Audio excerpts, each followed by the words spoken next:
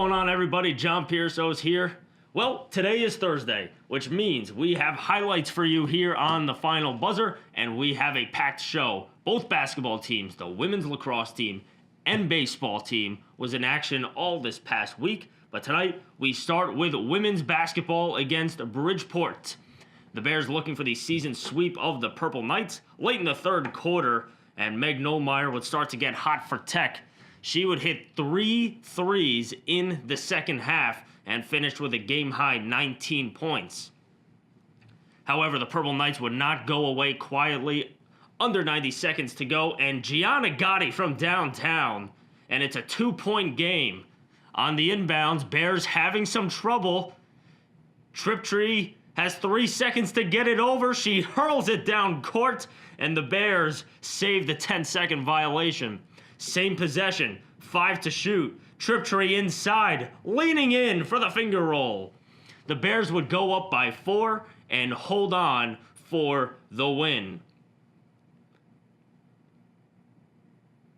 Fast forward to the season finale Wednesday night, and it's the final battle of the Boulevard with LIU Post. And this was a weird one. Bears down by 4, under 2 minutes to play. Shot clock winding down, and Tierra Place comes up clutch to make this a 2-point game. Under 90 seconds left, and it's Sasha Patterson inside, able to answer for the Pioneers. Back to a 4-point deficit. Shaylee Frierson hits her only 3-pointer of the night, and it's a 1-point game. Next possession, Sasha Patterson gets the offensive rebound and the putback. Bears down by 3, need a bucket. Triptree gliding inside for the lay-in. Shannon Doyle will go to the free throw line, up by 1. She misses the first, a big break for the Bears, and she misses the second. Out of a timeout, this is where things get a little bizarre. Triptree is inbounding it, and she shuffled her feet. She gets called for an inbounding violation. It's a turnover, and the Pioneers would go back to the free throw line. It's Micaiah Moore, and she misses the first. The Pioneers giving the Bears life.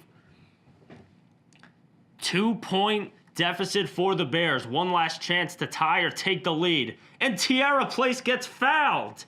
She has a chance to tie it. The best free throw shooter in the conference. 83% from the line this year. And the senior captain goes 2 for 2. Out of a timeout. 6.2 seconds. We're tied at 59. They go to Robin Francis into the lane. Her floater is good. With 1.2 remaining, a dramatic finish to the final battle of the Boulevard.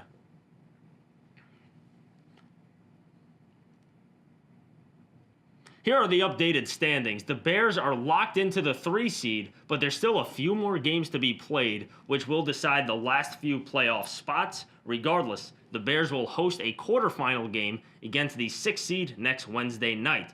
Let's move on to men's basketball. They hosted Bridgeport on Saturday, and Eric Rankin with the hot hand early on.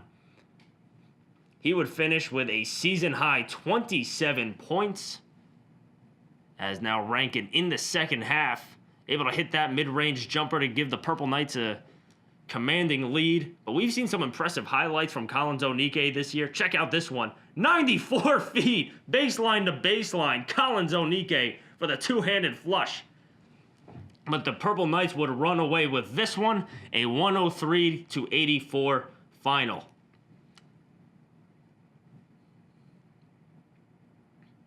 On to Wednesday, Tech hosting LIU Post in their final battle of the Boulevard. And it's Jackson Jordan with the tomahawk slam. Post up early on, but the Bears would come back in this one thanks to some highlight defensive plays from Collins Onike. Getting not 1 block, not 2 blocks, 3 blocks in just a couple minutes span. Here come the Bears on the run out. Hamilton the lob. Stonkus completing the alley-oop. Still in the first half, Collins Onike continuing going to work on the defensive end. I mean, this is just ridiculous. It's like a game of pickup at the YMCA. And there's Collins Onike following the missed 3 for the two-handed slam. Onike, another block. He would finish with a career-high 8 blocks. Kieran Hamilton, meanwhile, playing in his final collegiate game. He would finish with a season-high 31 points.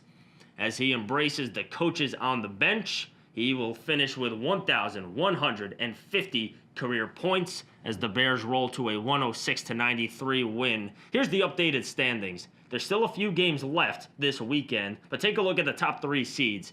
They're all within a half game of each other.